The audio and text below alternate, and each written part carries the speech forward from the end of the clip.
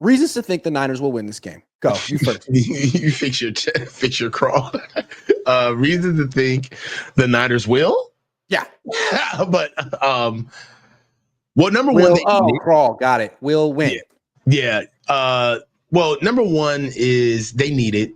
At 4-4, right now, the biggest game that's coming up for us is the Rams. We just discussed it. The Niners have to win the division. Wild card is all but out of the question due to the earlier games that they've lost within the conference, within their conference. And for what it's worth, this is just another NFC opponent that they have to beat. Right now, the 49ers, they have bigger fish to fry coming up in the Packers, the Bills, the Bears, and also the Rams. If they don't actually get through like this quick slate, which is pretty much the easiest that it's going to get from here on out for the rest of the season, the next 2 weeks are it. We got Tampa and then we got Seattle. If they don't handle business now, then we could essentially be looking at the season being all but over within 14 days. So the stakes are high for the Niners, on top of the fact that they're rested. They're getting back Christian McCaffrey. So not only does this stand for the team to perform, but this also is kind of a referendum on Kyle. You know, Kyle's been kind of getting a little bit of bail. We've been shooting him bail on not really being tough on him because, hey, you got injuries, you're working on rookies, Brock Purdy's holding on to the ball, blah, blah, blah, blah, blah. You got CMC back. You need to perform. After a whole 10 days rest, coming back and playing these boys after 3 losses in a row, and they just lost to the Chiefs in a hard-fought game. If we go over to Tampa and lose, even the most stoutest 49ers fan is going to want heads to roll. So this one's all on us because we have a standard, and we got to keep it. Tampa's a tough team, but they've lost 4 out of 5.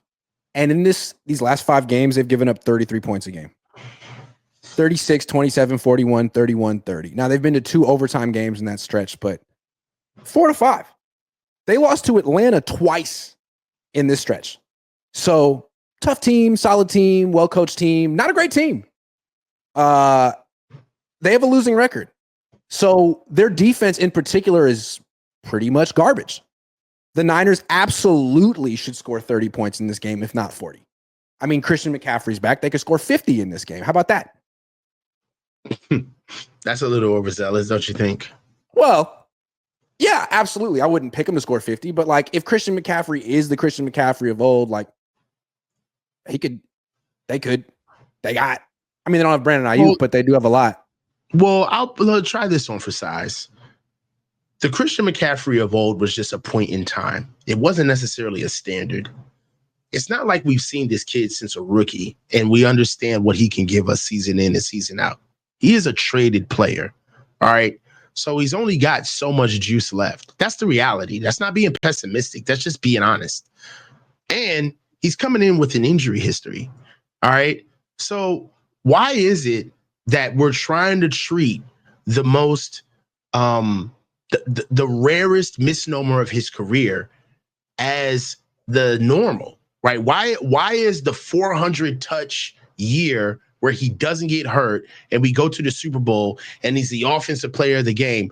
Why is everybody trying to like gaslight into, well, we get the real Christian back? It's like, whoa. The real Christian was the best he's ever been in his career.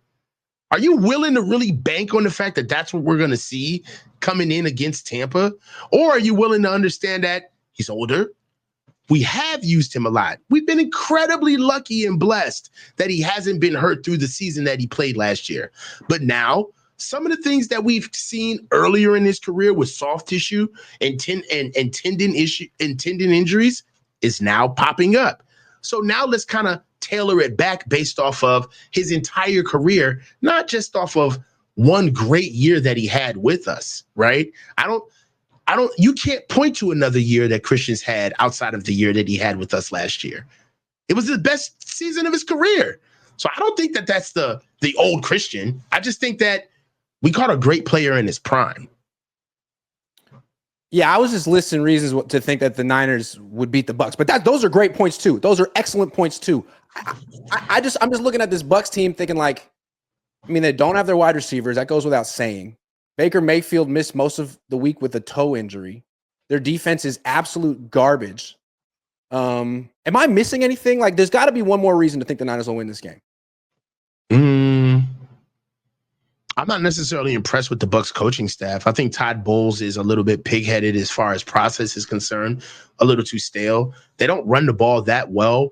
Buckley and White, the other running backs that they're used more in the passing game than they are in the running game. I mean, there's a lot of disjointed pieces on this offense that they can get got. Right now, Kyle going against a defensive head coach, he should be able to outclass this guy. So we'll see. The biggest thing that I'll see right now is that the Niners are rested and the Bucs just look like a shell of themselves, especially after that game against the Chiefs. We almost should kind of shock and awe them within like the first couple of drives. We need to be the fresher team. I feel like the Niners will win in Niner fashion, especially if we try to get this one out of the way early. You know, these guys love to get a 2-point lead, a 2-score lead earlier in the first half and kind of coast it out for the rest of the game. So that's another reason why I feel like the Niners will win. They're fresh, and they're coming up against a battle team. Yeah, that's another reason, right? The Niners are coming off a bye week. The Bucs played on Monday night. It was overtime. They're exhausted. Not that good.